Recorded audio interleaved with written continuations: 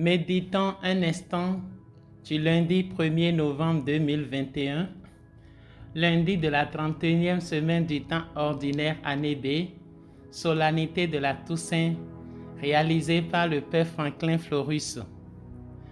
Les textes soumis à notre méditation ce jour sont tirés de l'Apocalypse 7, 2 à 4 et 9 à 14, Psaume 23 à 24, 1 Jean 3, 1 à 3, Matthieu 5, 1 à 12a. Réjouissez-vous, soyez dans l'allégresse, car votre récompense est grande dans les cieux. Matthieu 5, verset 12. Quelle est cette récompense qui est si grande dans les cieux? Voilà une question qui me plaît de poser à Jésus ce jour où nous célébrons la solennité de la Toussaint. C'est bien sûr la récompense des vainqueurs. Et c'est cette récompense qui fait de nous des saints. Les saints sont donc les vainqueurs. Ce sont ceux qui ont compris que cette vie d'ici-bas est passagère. Il ne faudrait donc pas s'y fier.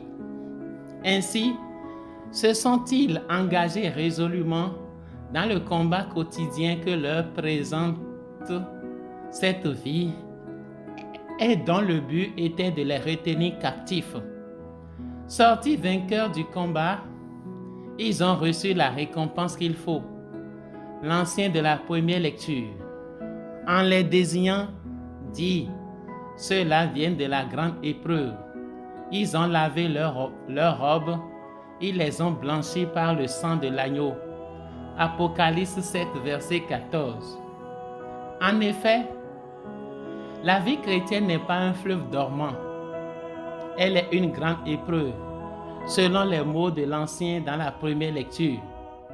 Il ne s'agit pas de s'asseoir pour attendre la manne descendre du ciel. Encore que ceux qui avaient reçu ainsi la manne campaient dans le désert. Mieux, ils sortaient de l'esclavage et ils étaient encore loin de la terre promise. L'évocation du désert et de l'esclavage nous montre très bien qu'il n'était pas question pour eux du miel à sucer.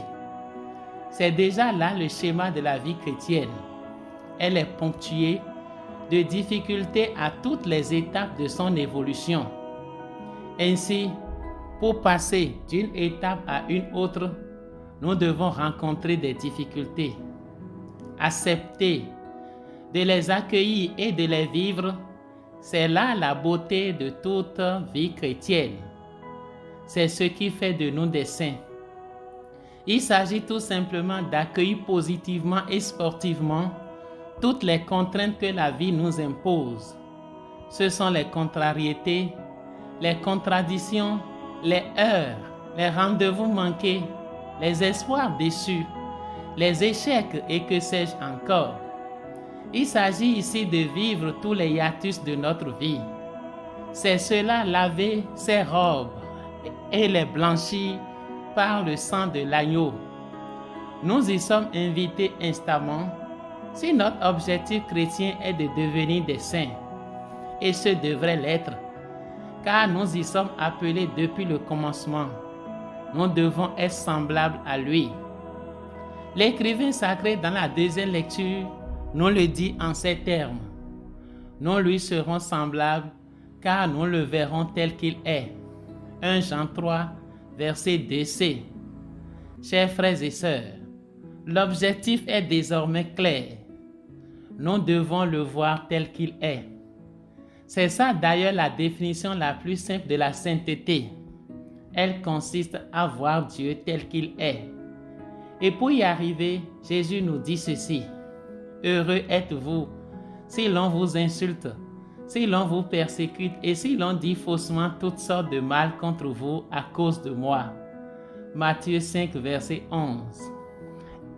Être saint, c'est vivre heureux au cœur des adversités. Puissions-nous vraiment y arriver? Voilà ce que nous devons faire pour être comptés parmi ceux qui cherchent le Seigneur.